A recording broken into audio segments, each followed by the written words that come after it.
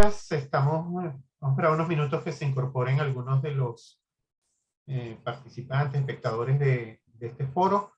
Vamos a dar un par de minutos y iniciamos.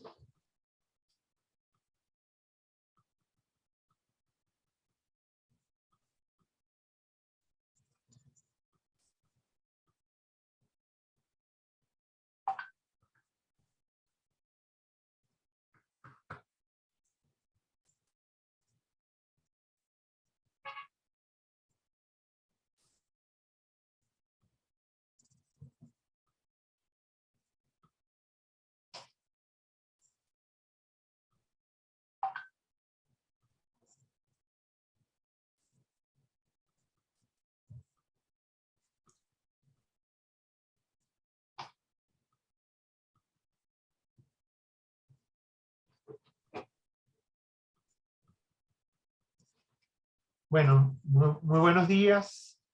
Gracias Andrés, Ángela y Marisabel por la posibilidad de tener hoy una sesión precisamente sobre algunas de las dimensiones vinculadas al examen periódico universal que corresponde al Estado venezolano, que se va a realizar. La sesión se va a hacer, aunque el proceso empezó ya hace varios meses, la sesión va a ser en el mes de enero y queremos centrarnos en tres aspectos o tres dimensiones de los derechos humanos o derechos humanos. El de la libertad de expresión e información, derechos digitales y libertad de asociación y protesta pacífica, todos ellos muy vinculados al espacio cívico. Recordamos que para aquellas personas que quieran seguir la sesión de hoy en inglés, hay disponible interpretación, pueden escoger la opción allí en la parte inferior de su comando, pueden indicar allí, ¿no? Por problemas que ocurrieron el fin de semana, no está con nosotros la gente de Cívicus, Mariana Belalba, quien es del líder del equipo de monitoreo del espacio cívico de Cívicus. No va a estar en el día de hoy, porque ayer nos contó que tuvo algunas dificultades familiares, pero vamos a adelantar entonces con los que estamos. De nuevo, muchísimas gracias Ángela, Andrés y Marisabel por la posibilidad de tener información. La idea es que hagamos una ronda de intervenciones y después se abre la posibilidad de preguntas y respuestas o comentarios generales. Un poco la idea de esto es que algunas de estas organizaciones presentamos de manera conjunta algunas aportes al examen periódico universal, ¿no? Y Ángela Rodríguez es investigadora de la Red Latinoamericana y del Caribe para la Democracia, RedLat, que es una plataforma con más de 100 miembros presentes en 20 países de la región. Y precisamente quisiéramos empezar un poquito por la región, porque uno tiene la sensación, la impresión y en algunos momentos datos muy concretos de que pareciera que hay una regresión en los derechos asociados al espacio cívico. Un poco la situación que se vive en Nicaragua, los anuncios de regulaciones en El Salvador, algo parecido en Guatemala, la situación que se vivió en este año en Colombia. Hay como una situación de la sensación de que estamos en retroceso. Yo quisiera empezar preguntándole a Ángela, según la experiencia de la red, ¿cuál consideran ustedes la principal característica de la situación del espacio cívico en Venezuela en relación con el resto de la región? ¿Cuáles son los elementos distintivos de la situación venezolana? Buenos días, Carlos. Gracias. Creo que lo que hemos visto y lo que hemos podido registrar durante el año y siguiendo ese monitoreo que hemos llevado a cabo de la mano de Cívicus para el monitor Cívicus, nos hemos dado cuenta que hay ciertos elementos distintivos, pero aún así Venezuela está siguiendo ciertas tendencias que hemos visto y como ya lo has mencionado, que hemos visto en países como Nicaragua, Guatemala y recientemente en El Salvador, que es adoptar esas leyes y normativas que se alejan de la promoción de libertades y derechos y pues que debido a la ambigüedad de las mismas han sido utilizadas para restringir y estrechar cada vez más el espacio cívico. Creo que tal vez uno de los elementos diferenciadores tal vez podría decirse. Desafortunadamente hemos visto un incremento en los ataques de represión que están centrados a evitar el trabajo, la denuncia de violaciones de derechos humanos y de la defensa de los mismos. Se han documentado varias detenciones arbitrarias, activistas y a defensores, y pues hay quienes enfrentan torturas, ataques y falta de atención médica que les ha afectado su salud y han puesto en riesgo su vida. Creo que también podríamos hablar del recrudecimiento de los ataques contra la libertad de expresión, el cierre masivo de medios de comunicación desde la llegada de Maduro, como lo ha registrado la Sociedad Interamericana de Prensa. Desde la llegada de Nicolás Maduro al poder han desaparecido 115 medios de comunicación entre el 2013 y el 2018. Y yo creo que estos puntos, si bien no son diferenciadores, creo que pues sí destacan y han destacado en los últimos años la situación de Venezuela, que como también lo has dicho, pues ha ido como en un retroceso en cuanto en cuanto al espacio cívico. Hemos visto un logro que es pues el reciente anuncio de la Corte Penal Internacional de iniciar la investigación sobre la situación de derechos humanos que se vivió en el 2017. Sin embargo, también hemos visto que pues, la sociedad civil tuvo una gran responsabilidad para que se llevara a cabo esta investigación y se abriera esta investigación. Y por esa misma razón es que los defensores y los activistas pues, han vivido graves repercusiones. Yo creo que para eso sería todo. Gracias, Ángela. Bueno, Andrés Aspurúa es activista, investigador, especialista en seguridad digital y tecnología cívica. Él es el director ejecutivo de la organización Venezuela Inteligente y también es vicepresidente de la Internet Society Capítulo Venezuela. Sin duda, una de las dinámicas de asociación y de expresión que están cada vez más en uso es todo el tema de Internet, ¿no? Es un espacio donde se puede de alguna manera exigir derechos, realizar derechos, ¿no? Andrés, ¿cuáles son las limitaciones que ustedes han registrado para el acceso a la información o las dificultades que han encontrado en este espacio tan relevante como es el Internet? ¿Y qué papel tiene el Estado y los sectores privados en esa esfera, en la esfera de Internet? Tienes que encender el micrófono. Sí, primero que nada, la retracción de las libertades en el espacio digital ha sido muy grave en los últimos años. Ha sido un proceso que va cada año restando libertades a los ciudadanos venezolanos en el espacio digital, que cada vez, como tú bien decías, toma más relevancia para el ejercicio de nuestros derechos como personas, como humanos. Hemos observado y documentado múltiples ataques a estos derechos, y no solamente el derecho a la libertad de expresión y opinión, también está el derecho a la asociación, que se ve coartado por estas acciones, así como el derecho a la educación y muchos otros derechos que se ven mediados por el derecho a la libertad de expresión y asociación en espacios digitales. Caso, digamos, especialmente resaltante es el de la censura en Internet, donde hemos documentado como más de 35 sitios web de fuentes de noticias han sido bloqueados.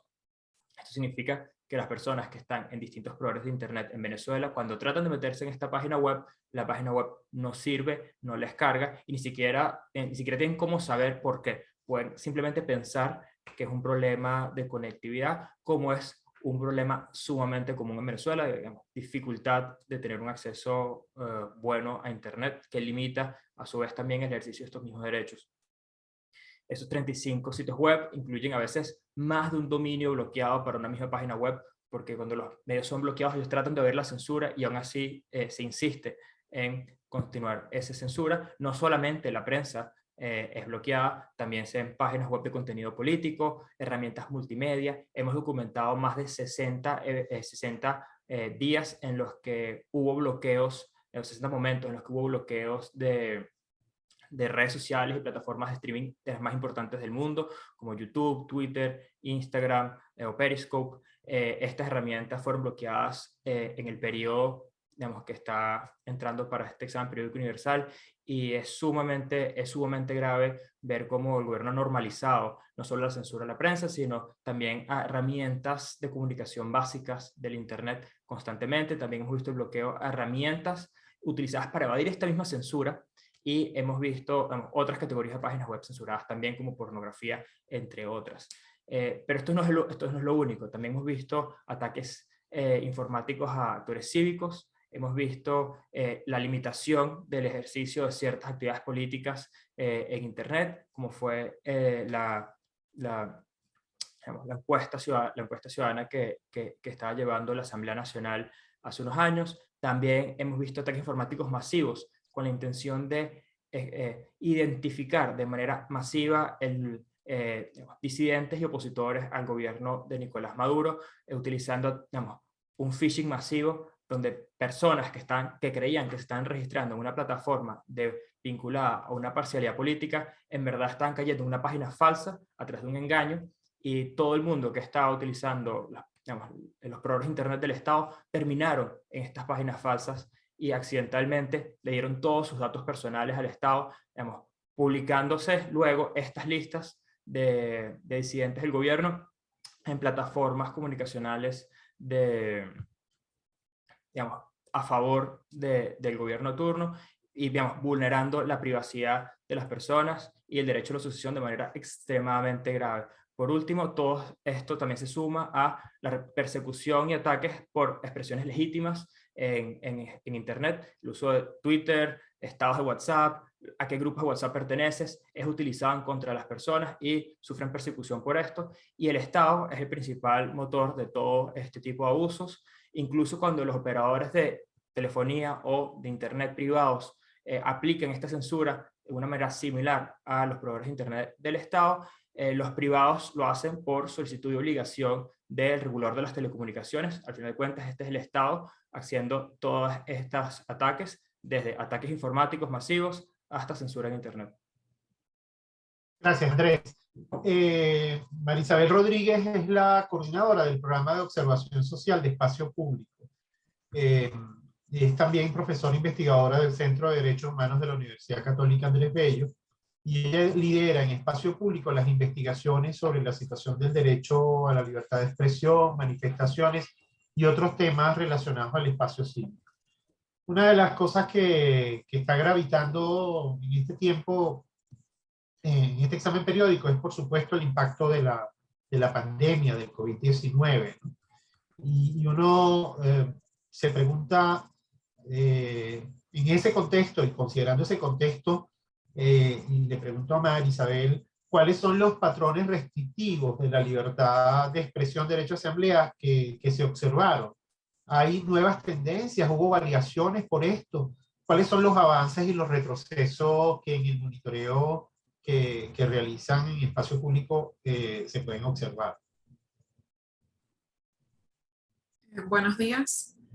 Sí, a propósito del contexto pandémico en el año 2020, observamos unas variaciones negativas en cuanto a los patrones clásicos que hemos visto en los últimos años, al menos en los últimos 5 años, respecto a las limitaciones a la libertad de expresión en el país. Uno de esos esquemas básicos que veníamos observando es, por ejemplo, algo que ya comentaba, por cierto, Ángela, que es el cierre masivo de medios de comunicación. En este periodo de 5 años tuvimos al menos los 2 ciclos anuales con mayor cierre de medios de comunicación en todos los años de registro que lleva Espacio Público. Por ejemplo, en Venezuela es el único país donde en un solo año cerraron más de 50 medios de comunicación, que fue durante el año 2017. Esto está asociado a un manejo arbitrario del espectro radioeléctrico que ha sido un patrón regular y constante en los últimos al menos 10-15 años en el país. Y esto deriva en una restricción masiva del ecosistema de medios tradicionales en Venezuela, donde por lo menos, al menos desde el año 2004, que es el registro que lleva la organización, más de 200 medios de este tipo han sido cerrados. La mayoría medios tradicionales, radios y televisión, donde básicamente la Comisión Nacional de Telecomunicaciones tiene una lógica donde no existen garantías al debido proceso a la hora de iniciar una sanción contra un medio de comunicación que suele derivar en un cierre, y no hay ningún tipo de garantías judiciales donde este medio tenga la posibilidad de defenderse o de que haya una justificación clara en el marco de la ley que dé cuenta y justifique dentro de la ley existente los cierres de medios de comunicación. Otro de los esquemas clásicos son las restricciones al acceso a la información, pública, la falta de publicación regular. Esto lo contamos mucho durante la pandemia, la falta de información verificable sobre los datos, sobre el total de personas que estaban infectadas. La publicación de esta información se diseñó un sitio web, pero que no está del todo actualizado, no estaba del todo actualizado con las cifras al día sobre lo que estaba sucediendo en materia de la COVID-19, y luego eso se repitió con la información sobre los sistemas de vacunación, los lugares de vacunación. Es decir, no hay un esquema regular previo a la pandemia, y eso se agudizó durante el periodo de la pandemia. Algo que se agudizó también en este tiempo fue la criminalización de la difusión de información. Es decir, ante las limitaciones estructurales de acceso a la información, trabajadores públicos, líderes sociales que daban cuenta de lo que estaba sucediendo, por lo menos a nivel sanitario o a nivel de contagios asociados a COVID-19, eran reprimidos, eran perseguidos, eran criminalizados judicialmente, en muchos casos invocando la ley contra el odio, por ejemplo, que ha sido un mecanismo desde su origen, desde finales de 2017, se ha utilizado básicamente para castigar y criminalizar la opinión, no solo la opinión, sino esto de difundir información de interés público, que es obligación del Estado proveer, pero que ante la ausencia de estos mecanismos regulares, bueno, las personas en su legítimo derecho dan cuenta a través de sus redes sociales o a través de distintos medios sobre información que termina contrastando con las pocas fuentes oficiales, y eso termina por arremeter contra, en general, el acceso a la información, y es un modo castigo que invita básicamente a no dar cuenta de lo que está sucediendo, y por lo tanto hay una restricción severa en materia de acceso a la información y libertad de información. Muchas gracias, Marisabel. Una de las cosas, o sea, bueno, todo el examen periódico se traduce en algunas preguntas que formulan los distintos estados, y también en recomendaciones, ¿no? Que de alguna manera constituyen una suerte de agenda, ¿no?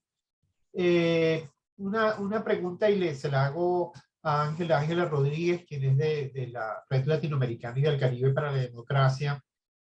¿Qué puede hacer la sociedad, o qué puede hacer las organizaciones o cualquier persona interesada para que esas recomendaciones que se le hacen los distintos estados pares allí en el Consejo de Derechos Humanos de Naciones Unidas se puedan cumplir?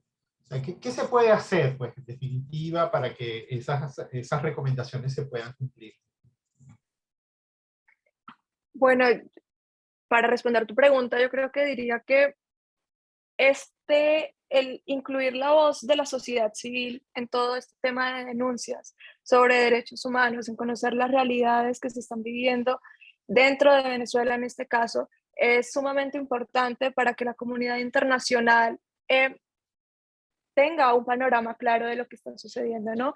Porque una cosa es lo que el Estado está mostrando, y otra cosa es lo que desde la sociedad civil se está viviendo. Entonces yo creo que utilizar estas herramientas con el fin de como intensificar y hacer estos llamados a la comunidad internacional, principalmente también como organismos multilaterales en la región, como la Organización de Estados Americanos, es sumamente importante para hacerle un seguimiento a estas recomendaciones, y que el Estado cumpla con estas recomendaciones que ha adoptado, y que siga trabajando en pro de los derechos y también de la inclusión de la sociedad civil en todas estas decisiones. Al mismo tiempo también, como ya lo he mencionado, no solo la Organización de los Estados Americanos, también la Comisión Interamericana de Derechos Humanos podemos hacerle un llamado para que despliegue acciones necesarias que estén a su alcance para alertar las graves situaciones que se han denunciado y que se han venido evidenciando con diferentes informes que desde la sociedad civil hemos publicado. Creo que esta sería una forma buena para promover y hacerle ese seguimiento a las recomendaciones del Estado que se le han hecho al Estado venezolano. Gracias, Ángela. Andrés hace un rato hacía una suerte de inventario de los distintos problemas que hay en el Internet, desde la calidad del servicio hasta los bloqueos. Ustedes presentaron y participaron en algunos aportes para este examen periódico. Y te quería preguntar, Andrés, ¿cuáles podrían ser las medidas a corto y mediano plazo que ayudaran a mejorar la situación de las libertades en el espacio digital, específicamente en Internet? Andrés, ahí está. Sí, la medida, digamos, de más inmediato impacto que pudiera tomar el Estado venezolano es inmediatamente suspender la censura de Internet. Eso es algo que está completamente bajo su control, con una instrucción de CONATEL. Todos los proveedores de Internet, públicos y privados, suspenderían la censura en Internet, que es algo que no están haciendo porque quieren, no están haciendo porque les provoca, sino porque es una orden del regulador de las telecomunicaciones, y saben que su concesión para seguir operando depende de, digamos, cumplir esas instrucciones. El Estado puede inmediatamente suspender la censura de Internet, inmediatamente se acabaría ese problema, o por lo menos podremos empezar a trabajar en cómo defender esos derechos de una manera mucho más sólida hacia el futuro, pero es algo que pudieran tomar esta noche si quisieran mandar esa instrucción, y ya mañana no tendremos censura en Internet de la manera que tenemos hoy. Adicionalmente, el Estado tiene que poner restricciones a las consecuencias que puedan tener las personas por el uso legítimo del Internet para expresarse, especialmente los empleados públicos que sufren todo tipo de amenazas y consecuencias por expresar sus opiniones políticas en Internet. El Estado también debería comenzar un plan de digamos, inversión efectiva en infraestructura de telecomunicaciones para garantizar el acceso universal a Internet, sobre todo un acceso a Internet de calidad que permita participar de manera plena en la sociedad moderna de hoy en día. Adicionalmente, los ataques informáticos realizados contra actores cívicos y actores políticos que hemos documentado y presentado en nuestros informes son un delito. Y son un delito así sean organizados por el Estado. El Estado tiene que investigar estos casos y buscar consecuencias penales para las personas que estuvieron detrás de estos ataques informáticos, tanto las personas que operaron esos ataques informáticos como los que lo autorizaron de parte del Estado.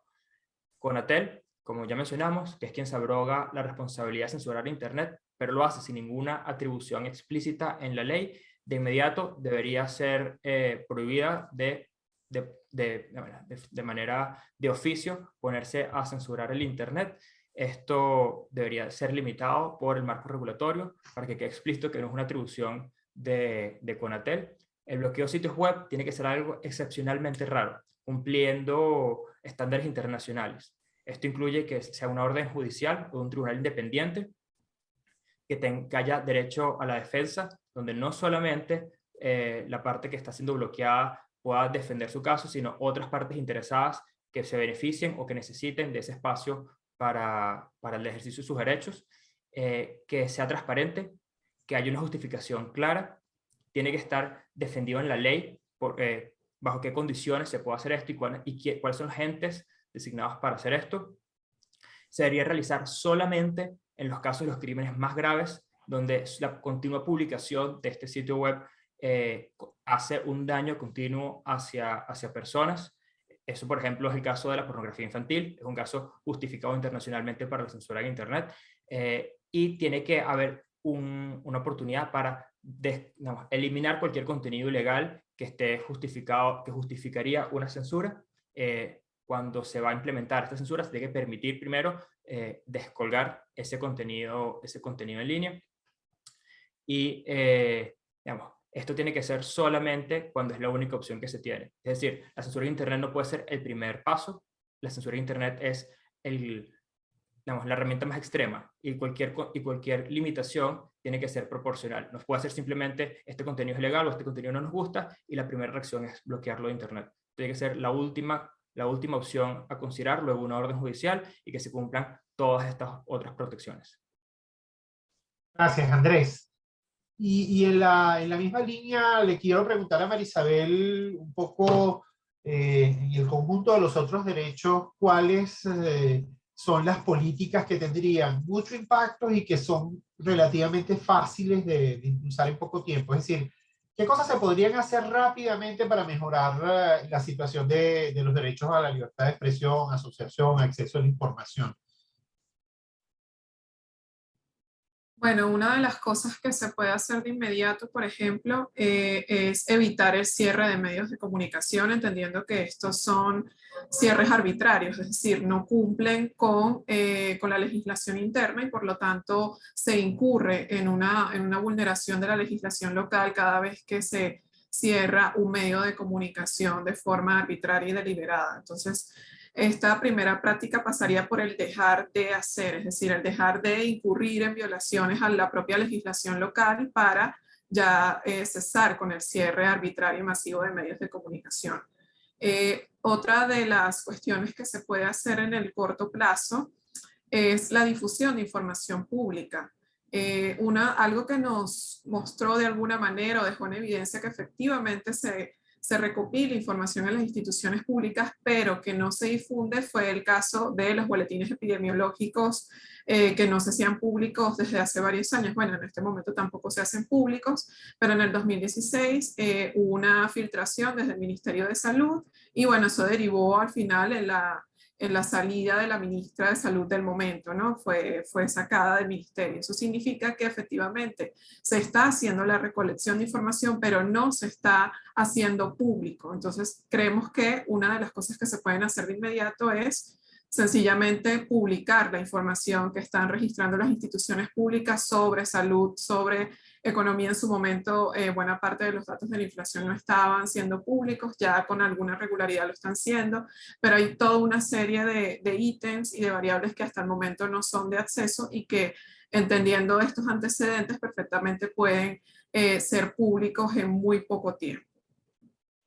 Otra de las cuestiones que se deberían evitar, por ejemplo, si bien tiene que ver con un alcance legal, derogar, por ejemplo, la ley contra el odio sería un elemento importante y no requeriría mayor extensión en el tiempo más allá de un mediano plazo, entendiendo que básicamente significa es que deje de funcionar, no significa hacer una ley nueva, sino que sencillamente deje de funcionar, entendiendo que las fallas graves de legitimidad, de forma y de fondo que tiene esta ley y que al final se convierte en un instrumento de facto, entendiendo que no está adecuado a los estándares internacionales y nacionales en materia de derechos humanos. Ya la adaptación del cuerpo legal en sentido estricto ya sería una tarea mucho más extendida en el tiempo, de manera que se puede iniciar algo en el breve plazo con la derogación de esta ley.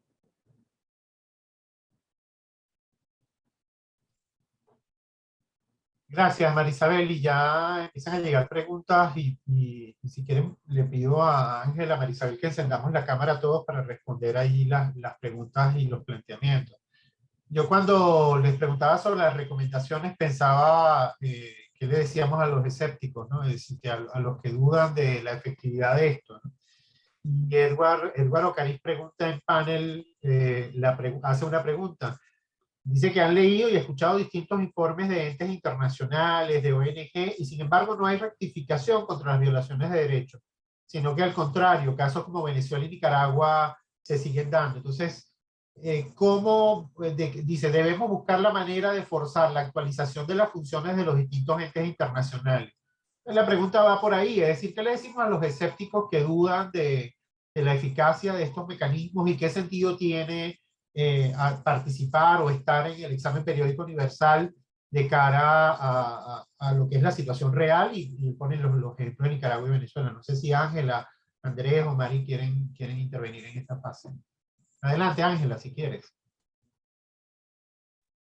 Gracias, Carlos. Pues lo que se podría decir es que realmente estos espacios, si bien tal vez toman cierto tiempo para generar como estas respuestas que esperamos que fueran en un corto plazo, son espacios sumamente importantes para que la sociedad civil, como ya lo he venido mencionando, pueda participar y pueda exponer lo que se está viviendo en Venezuela. Creo que el examen periódico universal es un ejemplo claro de que la comunidad internacional sabe lo que está sucediendo en Venezuela y ha alertado, y es por esto que se han venido realizando diferentes iniciativas y diferentes evaluaciones que se le han hecho a este estado, y también un seguimiento bastante minucioso de lo que ha sido desde el 2017, podría decirlo, la situación en Venezuela sobre derechos humanos. El hecho de que exista o que se abra una investigación por parte de la Corte Penal Internacional, creo que también es una respuesta clara a todas estas iniciativas que desde la sociedad civil hemos venido avanzando. Entonces, sin duda alguna, yo sé que tal vez toma un tiempo más de lo que esperamos, pero estos esfuerzos y tomar pues seguir este camino y seguir por medio de estos medios, creo que es la forma más clara y más, sí, una de las formas que más, por medio de la cual podemos hacer y ejercer mayor presión ante la comunidad internacional para que el Estado venezolano pueda tomar acción y pues realmente exista como se cree una voluntad por medio del cual pues respete y garantice los derechos humanos en Venezuela. Porque el diálogo con el Estado venezolano no es una actividad fácil, ¿no? Creo que lo podría decir. Gracias, Ángela. No sé si Andrés o Mari quieren complementar o decir algo en relación al tema del sentido de participar cuando los estados muchas veces incumplen. Bueno, quizás siguiendo un poco la idea de Ángela, se trata básicamente es una carrera de largo aliento. El hecho de denunciar violaciones de derechos humanos o situaciones arbitrarias, no solo en Venezuela, lo hemos visto, lo vimos a lo largo del siglo XX en buena parte de América Latina, en contextos restrictivos, en contextos dictatoriales, donde el hecho de levantar la voz siempre es un riesgo, ¿no? Puede costar la libertad, la integridad personal o la vida de cualquier persona, incluso que no necesariamente tiene que ser un activista político o partidista, sino una persona que sencillamente promueve la defensa de los derechos humanos, ¿no? Entonces, esto de alguna manera implica inscribirse en esto, en una lucha a largo plazo, donde a lo mejor no vamos a ver los resultados inmediatamente, pero la persistencia es lo que nos va a ayudar a tener resultados en algún momento. En el caso venezolano, si bien buena parte de las instancias internacionales están atentas a la situación, eso se activan mecanismos alternos como la Corte Penal, lo que nombra Ángela, que permite derivar algunas otras acciones que van dirigidas precisamente a inhibir las prácticas arbitrarias o estas violaciones de derechos humanos. Entonces, activar los botones que estén disponibles de manera que se generen costos para los victimarios, costos para quienes ejercen estas prácticas y que cada vez sea más difícil y que no salga impune. Es decir, hay que cobrar todas estas arbitrariedades y en esa medida, en el mantener ese cobro constante, es que podemos tener resultados en el mediano y en el largo plazo. Sí, yo Gracias, quería decir que aunque no hemos podido frenar de manera extensa o completa los abusos y violaciones de derechos humanos en Venezuela a través de informes y ir a instancias internacionales, digamos, eso no significa que no haya tenido un impacto. Si ese trabajo de documentar y hacer público, nacional e internacionalmente, las violaciones de derechos humanos no se estuviera dando, probablemente el nivel de violaciones de derechos humanos sería mucho mayor. Y bueno, como ya están diciendo los otros panelistas, en efecto, digamos, hay quizás instancias que no tienen tanto impacto, pero otras que tienen mucho más. Por ejemplo, el tema de la Corte Penal Internacional ha tenido mucho impacto dentro de Venezuela y no se hubiese logrado sin pasar primero por todos los otros pasos. Sí, un poco en la línea de lo que ustedes dicen, creo que es importante tener una visión de largo plazo, que es un poco resumo lo que ustedes dicen, y también es la oportunidad de que todos los países en un momento determinado y durante un tiempo le presten atención a la situación de determinados países. Entonces eso hace que algunos casos que no se le está prestando atención tengan mayor visibilidad. Creo que tiene una funcionalidad también allí. Y en relación a la Corte Penal Internacional, si bien el Consejo de Derechos Humanos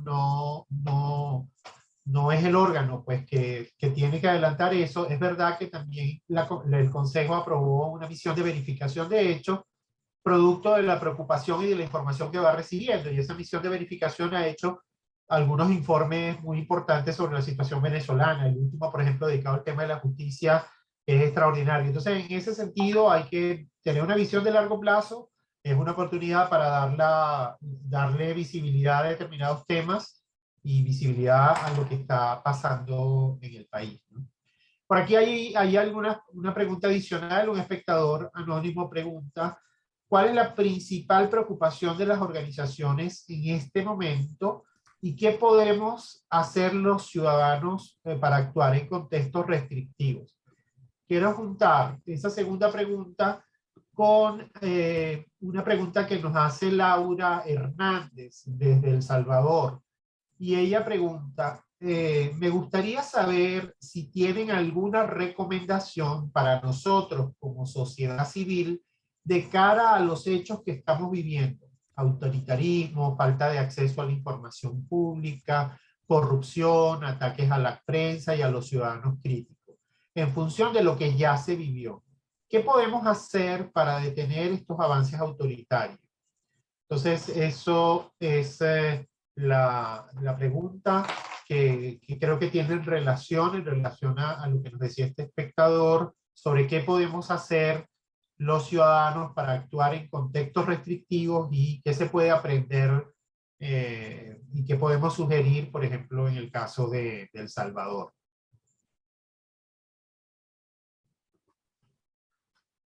¿Quién se anima? Bueno, yo puedo decir algunas ideas que se me ocurren, y yo creo que, por un lado, el tema de, digamos, invertir en la capacidad de la sociedad civil es fundamental para poder atender los distintos desafíos que se van levantando. Trabajar en red entre organizaciones de la sociedad civil locales e internacionales para también maximizar el impacto y los recursos que se tienen para, digamos, documentar, analizar, etcétera. Y yo soy fiel creyente de evidencias concretas y los números. Invertir en poder levantar evidencias en base a, levantar informes en base a evidencias concretas y números que se puedan sostener. Eso le da mucho más peso y le quita al gobierno la posibilidad de decir que eso es falso o que eso es simplemente opiniones, cuando uno tiene las evidencias. Requiere inversión y tiempo y esfuerzo para poder hacerlo de esa manera, pero cuando uno tiene las evidencias de los casos que uno está presentando, documentando, se hace mucho más poderoso lo que uno está haciendo, y reconocer que hay distintas capacidades, distintas organizaciones de la sociedad civil tienen distintas fortalezas, entonces trabajar en red tiene sentido. Gracias, Andrés. No sé si Ángela quiere complementar. Sí, siguiendo la respuesta de Andrés, diría que para responder la primera pregunta, uno de los casos preocupantes relacionando, por ejemplo, la situación de Venezuela con la situación de El Salvador es que Venezuela y Nicaragua han sido contextos que han demostrado la creación de estas leyes y normativas que se alejan de la promoción de libertades. Y desafortunadamente en la región, en vez de rechazar la adopción de estas leyes, se ha creado una tendencia a adoptarlas, que es lo que ha pasado en El Salvador. Lo que podríamos hacer, y pues lo que ya se ha venido haciendo desde RedLat y desde el Monitor Cicus, hemos creado una alerta sobre esta situación y sobre lo que está sucediendo en El Salvador, y creo que crear estas alertas de manera temprana creo que nos van a ayudar a evitar que mayores situaciones de violaciones de derechos humanos pues empiecen a tomar más fuerza, ¿no? Y que empiecen a verse como un efecto de bola de nieve. Entonces creo que por una parte podríamos decir que crear estas alertas tempranas, al igual que, como decía Andrés, trabajar en red y que desde la ciudadanía, pues que podamos trabajar en conjunto con la ciudadanía, porque a veces es muy difícil ese acercamiento, o a veces creemos que ya existe, pero realmente no es tan claro para los ciudadanos que existe esa relación entre sociedad civil y entre todas las, pues todas las iniciativas que la ciudadanía tiene. Entonces creo que trabajar de esta manera también, generar como esa conciencia, por ejemplo, generar y hablar sobre la importancia del espacio cívico, de qué es el espacio cívico, la importancia que tienen estas libertades, creo que es necesario para que las personas, en conjunto con la sociedad civil y con las organizaciones de la sociedad civil, podamos llevar a cabo diferentes iniciativas que busquen evitar que estas adopciones de leyes, de que todos estos ataques y todas estas amenazas sigan aumentando. Y sí, eso sería todo. Gracias, Ángela. Un poco en la línea de lo que ellos están diciendo, o sea, en relación al qué hacer, yo creo que es muy importante, lo digo por el caso venezolano y por eso quiero complementar algo de lo que ustedes han dicho. Es muy importante lo que decía Ángela de las alertas tempranas. Muy importante todos los gobiernos de alguna manera que quieren ir a una deriva autoritaria empiezan con ataques muy frontales a la libertad de expresión y al Poder Judicial. Y eso, si uno lo ve con toda claridad, es lo que ha pasado en muchos de nuestros países. Esos son, a mi juicio, detonadores de la necesidad de una respuesta ciudadana para hacer contención.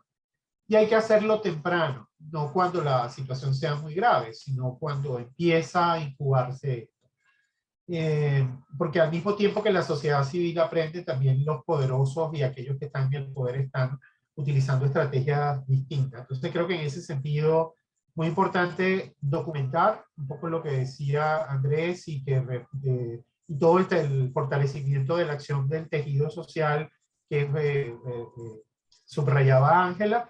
Y yo les digo, bueno, todo lo que tiene que ver con cuando empiecen a darse situaciones en contra de la libertad de expresión, el poder judicial, son elementos claves para aumentar la preocupación acerca de las derivas autoritarias o totalitarias que pudiera haber en alguna gestión, ¿no?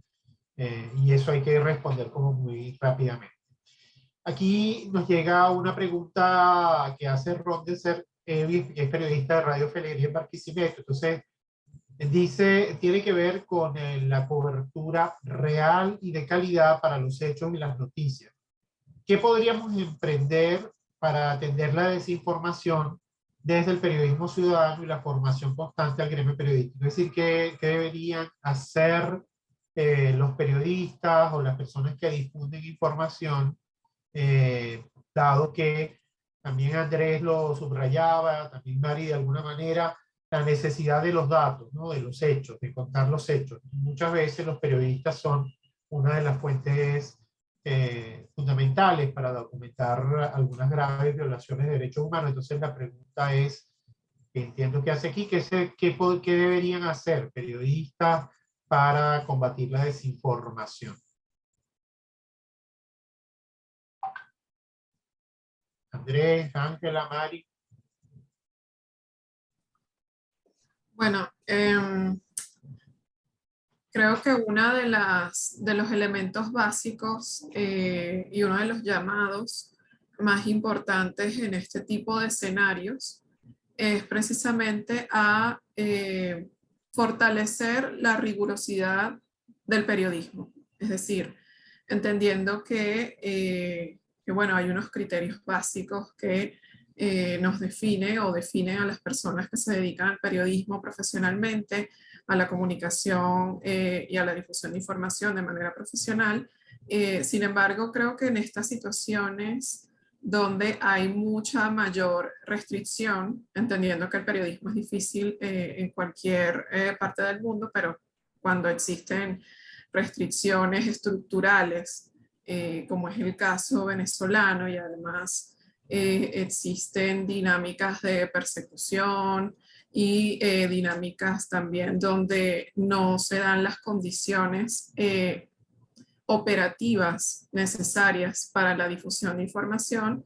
Bueno, esto amerita un conjunto de medidas que que tiene obligatoriamente que asumir el Estado, que de allí pasa todo este conjunto de recomendaciones que se hacen en el contexto del examen periódico universal, es decir, obligaciones que solamente el Estado puede asumir. Pero del lado de la sociedad, bueno, quedan elementos, hay muchas iniciativas en las que buena parte de ciudadanos, es decir, personas que no son profesionales de la comunicación, se han visto en la necesidad de formarse para poder procesar información, es decir, procesarla y recibirla en el sentido más estricto del término para poder distinguir lo que es real de lo que es falso.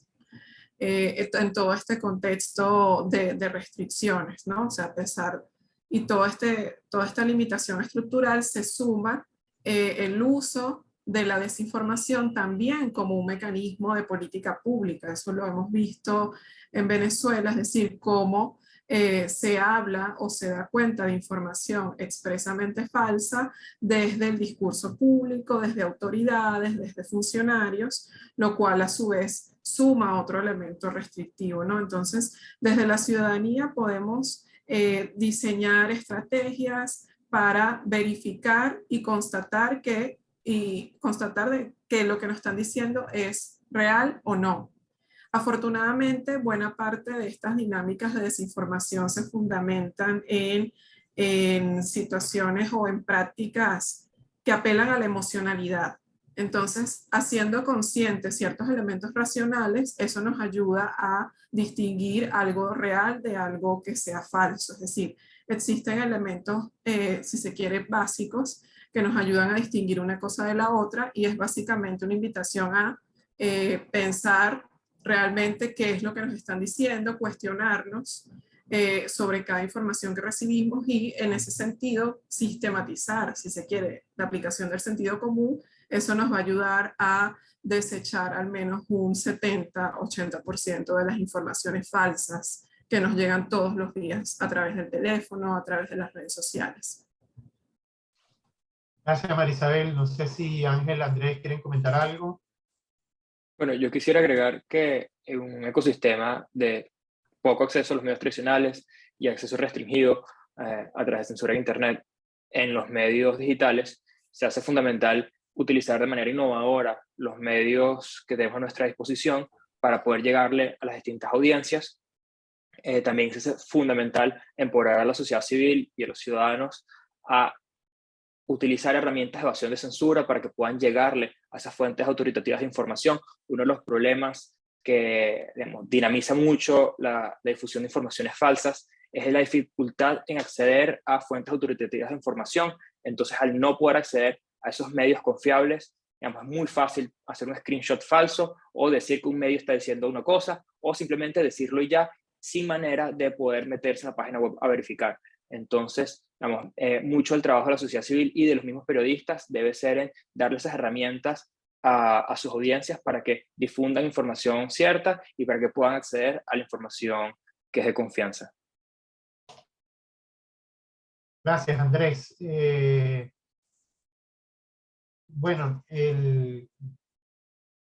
no sé no sé si hay alguna otra pregunta, si no, lo que les voy a pedir es a Ángela que pueda resumir algunos de las recomendaciones o planteamientos en relación a este examen que desde Red Lat junto con otras organizaciones han impulsado y cuál de alguna manera deberían ser las sugerencias tanto para sociedad civil o para algunos de los estados que están siguiendo la situación venezolana y que están dispuestos a participar en el examen el próximo enero, ¿no? Claro. Una de las recomendaciones, y creo que en lo que más nos hemos basado, es en erradicar y solicitarle al Estado, al gobierno de Venezuela, erradicar estas leyes que hemos evidenciado que han traído graves afectaciones al espacio cívico, sobre todo a la libertad de asociación y a la libertad de expresión en Venezuela, y que están siendo utilizadas no solo en Venezuela, sino que también están siendo adoptadas por otros estados para pues implementarlas en su situación interna, ¿no?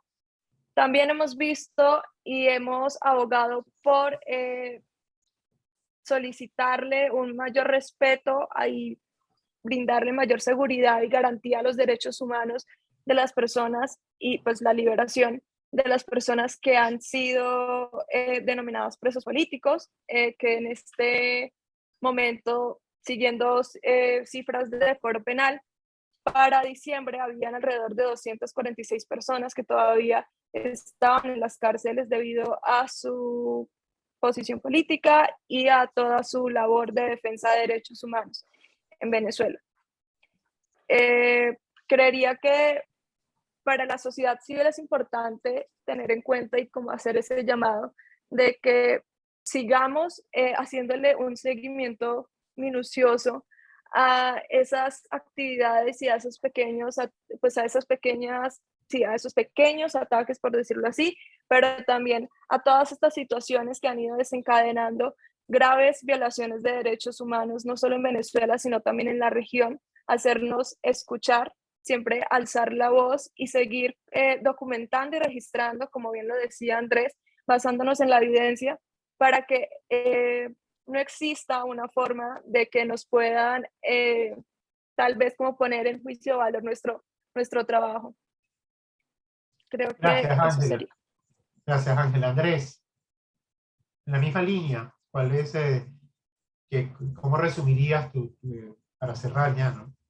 Bueno, lo más importante es que el Estado deje de tomar las acciones que constantemente toma, que restringen el espacio cívico en Internet. Casi todo lo que hemos mencionado son acciones donde el Estado activamente daña el espacio cívico y los derechos humanos de los venezolanos.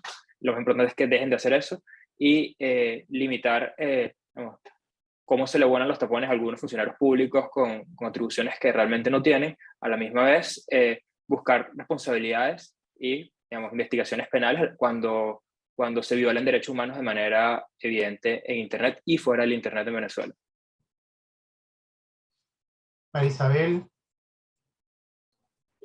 Sí, una de las medidas que se pueden hacer de inmediato, y es en la misma línea que estábamos planteando anteriormente, es el dejar de hacer, es decir, el dejar de incurrir en prácticas arbitrarias. Es decir, eso no amerita emitir nuevas legislaciones o pasar por un proceso nuevo dentro de la Asamblea Nacional o un desarrollo de cero de políticas públicas. Buena parte de las violaciones que hemos identificado en todos estos años están vinculadas al accionar indebido, que no está justificado en ninguna ley, ni mucho menos en la Constitución Nacional, ni en los estándares internacionales. Entonces, quizá una de las medidas más importantes es adaptar no solamente la legislación en el mediano y largo plazo, sino adaptar las prácticas a los estándares nacionales, a la legislación nacional y a los estándares internacionales en materia de protección y promoción y defensa de derechos humanos. Creo que ese sería básicamente, pasaría en buena medida por esto, por evitar estas prácticas arbitrarias, por evitar sanciones indebidas, por evitar cierres arbitrarios de medios de comunicación, es decir, que la Comisión Nacional de Telecomunicaciones efectivamente tenga un carácter técnico y que responda a criterios objetivos, que se incluyan distintas partes interesadas en la gestión del espectro radioeléctrico en Venezuela, de manera que haya un balance en la administración de estos medios y en la administración de lo que significa el espectro, entendiendo que es un bien público y que todas las personas tenemos derecho a acceder a él en la misma igualdad de condiciones, y evitar que estos sean gestionados de manera arbitraria y discrecional, sin mayor control por parte de otros actores, tanto del poder público como de la sociedad civil en general. Gracias, Marisabel. Oye, muchísimas gracias, Ángela, Andrés, Marisabel, por abrir un espacio esta mañana y por supuesto a todos quienes siguieron las intervenciones y los aportes y las preguntas. Le queremos agradecer aquí hay un par de preguntas, hay un par de comentarios que quiero hacer referencia. Muchísimas gracias, Diana, por la valoración en relación al trabajo que realizan los colegas acá y por supuesto te vamos a contactar por el correo que utilizaste en la inscripción. Y Michel de Sousa también nos agradece y nos dice que este diálogo en la región es muy importante. Y es cierto, creo que hay que fortalecer cada vez más el tejido en el ámbito local, en las pequeñas comunidades, en los estados, en los municipios, en las regiones. Y por supuesto hay que fortalecer el diálogo a nivel regional, porque es una manera también de vacunarnos frente a los intentos del poder de tratar de cooptar los espacios cívicos y de alguna manera anular las posibilidades grandiosas que tiene el espacio cívico para responder a los distintos desafíos que hay en los distintos países. En el caso venezolano, la emergencia humanitaria, en otros países son otros los desafíos, son distintos, pero cada vez más en este mundo interconectado tenemos que fortalecer ese tejido de la sociedad. Muchísimas gracias a Ángela, Andrés y Marisabel por esta mañana y a todos aquellos que siguieron la conversación. Lo que queríamos era revisar de una manera distinta los aportes al examen periódico, que como les decimos es a finales del mes de enero, y por supuesto todo esto se suma a los aportes de distintos entes, tanto la Comisión Interamericana de Derechos Humanos, la Misión de Verificación de la Unión Europea, las distintas instancias, todas van arrimando en el mismo sentido de que efectivamente, en el caso venezolano, se ajusten a los estándares de derechos humanos y por supuesto que son la mejor manera de proteger la dignidad de todas las personas. Muchísimas gracias.